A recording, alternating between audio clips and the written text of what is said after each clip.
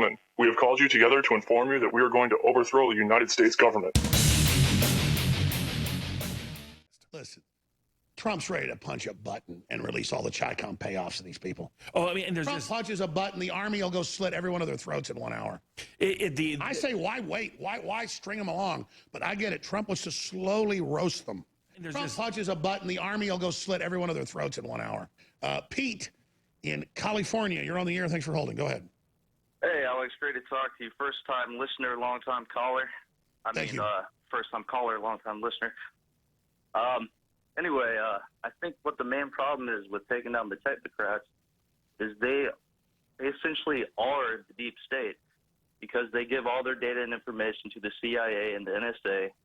I think I've even heard on your show that Facebook got some of their startup money from government. Oh, it was more than that. The day that the CIA Facebook shut down was the day the new Facebook started. Zuckerberg's a complete Bilderberg front. The whole thing is the deep state. But that doesn't mean the whole, and I'm not lionizing the CIA. It doesn't mean the whole CIA are bad people. It means they use the CIA power and the tentacles in the system, these globalists do to control us. Hell, I mean, I knew a lot of people growing up that had been in defense intelligence and Army Special Operations back before it had names like Delta Force and, you know, government assassins and all that. They were super patriot Americans that would not cheat on their taxes and went to church twice a week and had gardens and, you know, and gave their money to charity. But that's the backbone that made America so strong. It's the criminals using these agencies for evil. Does that make sense? Yeah, it's the guys at top that are really criminals. I mean, they've been compromised.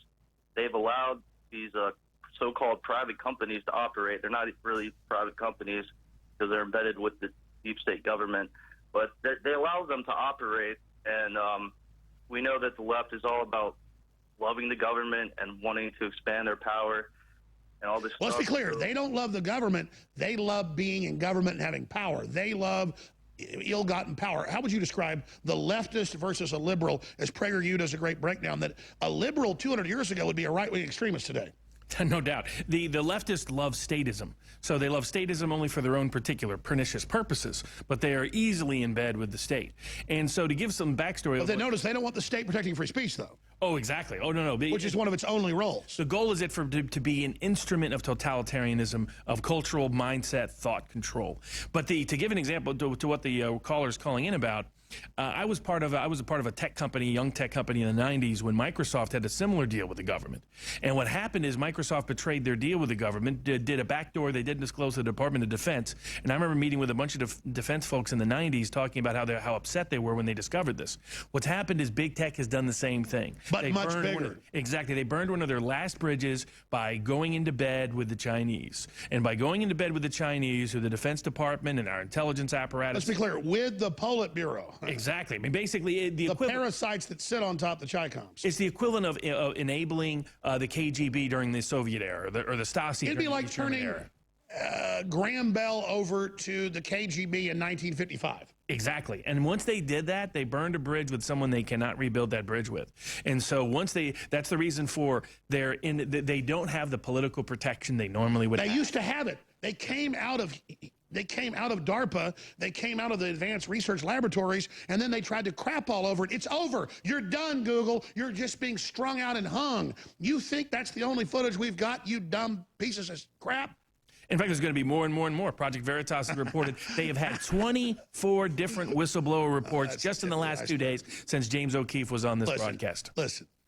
Trump's ready to punch a button and release all the Chi-Com payoffs to these people. Oh, I mean, and Trump punches a button, the army will go slit every one of their throats in 1 hour.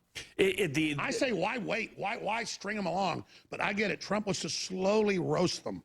Their corporate existence sits on a very weak foundation at this point because every Google executive has an army officer waiting to go slit their throat. And that's not a threat. They don't get it. You're going to work with the Chi-Coms that killed 150 million people? You're going to piss all over America? You're a foreign enemy now, jackass. You are an espionage operator. You're attempting to take us over, and you are done.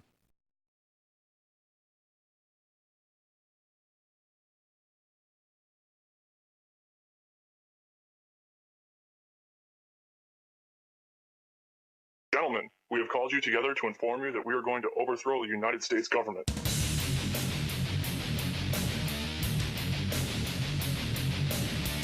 You still think that jet fuel brought down the World Trade Center? Does anybody else see a problem here? If the government has nothing to hide, why are they so afraid to answer a few questions? This story does not add up.